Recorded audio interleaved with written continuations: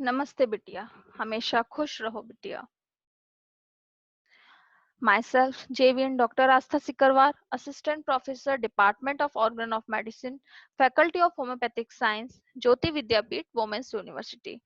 Today we will discuss Robert's philosophy, homeopathy, and the fundamental laws. Among the followers of Hahnemann, we often hear the statement that homeopathy is fundamental, that it is scientific, that it is based on natural law. It is self evident that natural laws must work not in contradiction to each other, but in sympathy and cooperation. These laws are fixed and immutable. The first formulated and recognized law of homeopathy, similia similus curantur. Whence came this law? This recognition of law underlying cure is of ancient origin. No one knows when the first recognition of this law crept into use, but ancient Hindu manuscripts recorded its application. Certainly, Aristotle recognized it, and Hippocrates sensed the possibilities of this law and applied it in some recorded cases. From time to time, all through medical history, this hypothesis was in, enunciated or demonstrated in greater or less degree. Hahnemann later demonstrated this law to be universal and not an occasional circumstance. He called the science and art of healing, which naturally followed homeopathy, but the thought was not a new one. It was age old before a science of healing was based solely on this law. A law is a fundamental fact. Because we do not recognize a law does not mean that the law does not exist. Even to man made laws, which in their essence are not laws in the true sense but rules laid down by man for man, it is recognized that ignorance of the law is no excuse. As observation became focused upon the unfolding of the law of cure, other regularities in reaction were discovered, and a second law of cure, this time pertaining to the direction of cure, was formulated. This was cure takes place from above downward, within outward, from an important organ to a less important organ. Symptoms disappear in the reverse order of their appearance. The first to appear begin, the last to disappear. Simple disappearance of symptoms is by no means cure. Symptoms often have periods of recurrence, but no true cure has been observed that did not follow the law of direction. To us, as homeopathic physicians and students, it may be known as the law of quantity and dose. The quantity of action necessary to effect any change in nature is the least possible.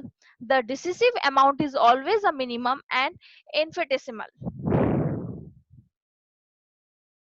Another law of quantity to be considered here, the quantity of the drug required is in inverse ratio of the similarity.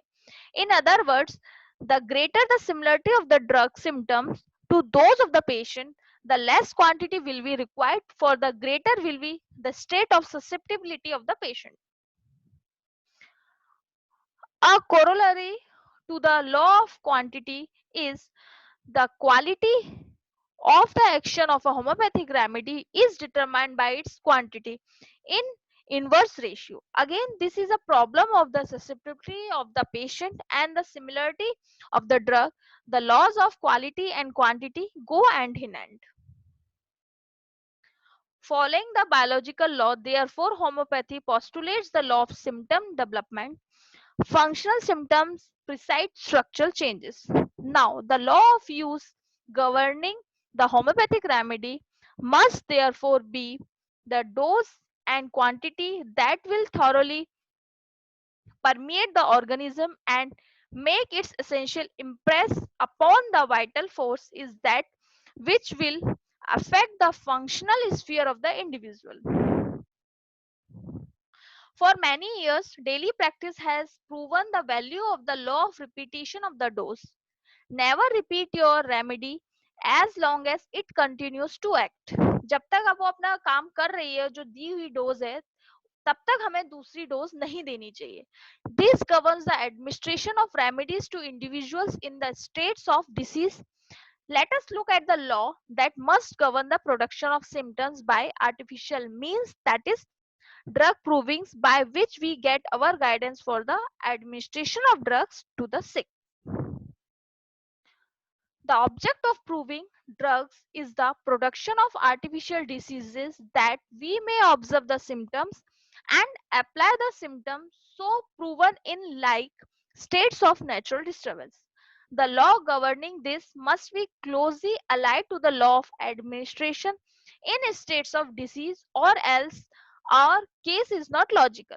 We find this law never repeat the dose in a proving while symptoms are manifest from the dose already taken. Proving में हमें दोबारा dose तब तक नहीं देनी चाहिए जब तक पहली वाली डोज की वजह से जो सिम्टम्स है वो आ रहे हैं. Homeopathic laws of cure. Similia similibus curanter. Cure takes place from above downward, within outward, from the more important to the less important organ, and in reverse order of the onset of the symptoms. Homeopathic laws of action. Action and reaction are equal and opposite. Homeopathic laws of quantity and dose. The quantity of the drug required is in inverse ratio to the similarity of quantity. The quantity of action necessary to effect any change in nature is the least possible. The decisive amount is always a minimum and infinitesimal. Homeopathic laws of quality. The quality of the action of the homeopathic remedy is determined by its quantity in reverse ratio. In inverse ratio. Homeopathic law of use. The dose and quantity that will thoroughly permeate the organism and make its essential impress upon the vital force is that which will affect the functional sphere of the individual. Homeopathic law of biological development. Function creates and develops the organ. Homeopathic law of disease development. Functional symptoms are produced by the vital force in exact proportion to the profundity of the disturbance. Functional symptoms precede structural changes. Homeopathic law of proving. Any drug which in its natural state affects the vital energy but little will develop a proving only in a high potency. Second, any drug which in its natural state disturbs the vital energy to functional manifestation only may be proven only in a potentized form. Any drug which in its natural state disturbs the vital energy to destructive manifestation should be proven only in a potentiated form. Homeopathic law of repetition. For proving, never repeat the dose while symptoms are manifest from the dose already given to the patient जिसपे ये proving हो रही है. Homeopathic law of repetition. For cure, never repeat your remedy so long as it continues to act. Last में जो सारे laws बताए, जो पूरे सेशन में लॉज थे, उनका लास्ट में जिस्ट बनाया गया है जिससे कि आपको याद करने में आसानी हो.